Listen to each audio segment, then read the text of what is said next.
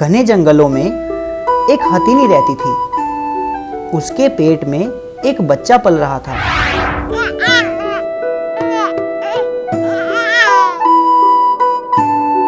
जंगल में शिकारियों का डर था, जिस वजह से हथिनी बहुत परेशान थी। अब मैं इस जंगल में नहीं रह सकती, क्योंकि अगर शिकारियों का हमला हुआ तो मेरे बच्चे को खतरा हो सकता है।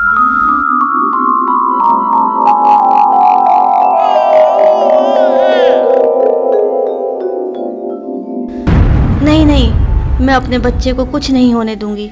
यह सोचकर वह जंगल से चल दी और गांव के पास छोटे जंगल में रहने लगी। जंगल छोटा होने के कारण हथिनी अपना पेट नहीं भर पा रही थी। तब वह सोचने लगी, क्यों ना मैं गांव के आसपास जाकर कुछ खाना तलाश करूं।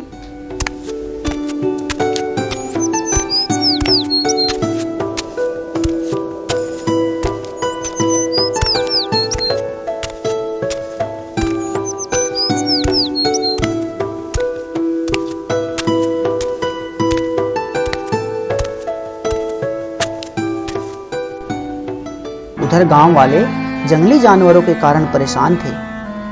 वे आपस में बात कर रहे थे। इन जंगली जानवरों ने हमारे खेतों में बहुत नुकसान किया है। इनका जल्दी से कोई उपाय करना पड़ेगा, नहीं तो हम सभी तो भूखे मर जाएंगे। वहां खड़ा एक आदमी कुछ सोच रहा था। इनका इलाज तो मैं करूंगा, जो ये हमेशा याद रखेंगे और कभी गांव में घुसने की कोशिश नहीं करेंगे।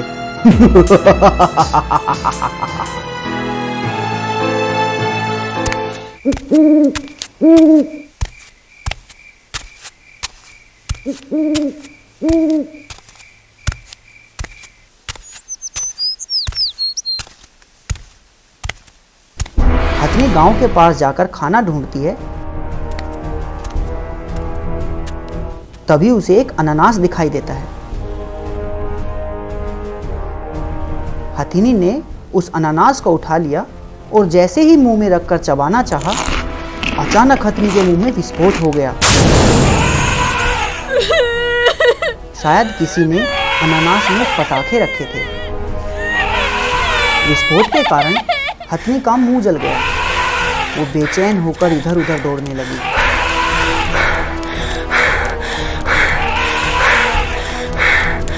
मगर उसे कुछ राहत नहीं मिली।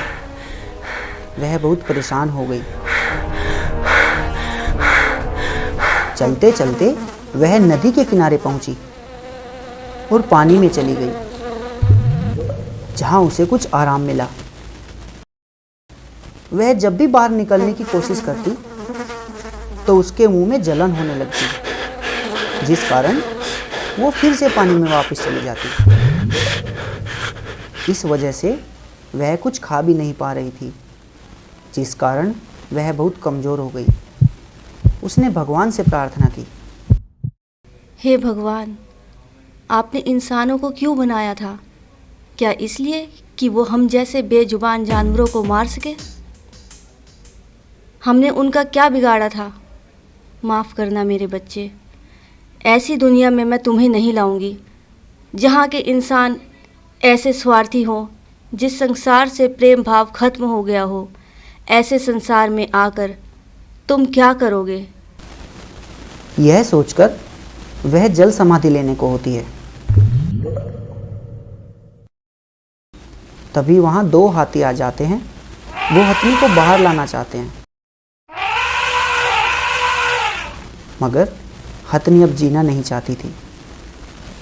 हथिनी धीरे धीरे पानी में समा गई और वे दोनों हाथी उसे देखकर रो पड़े। शायद वो हथिनी का दर्द समझ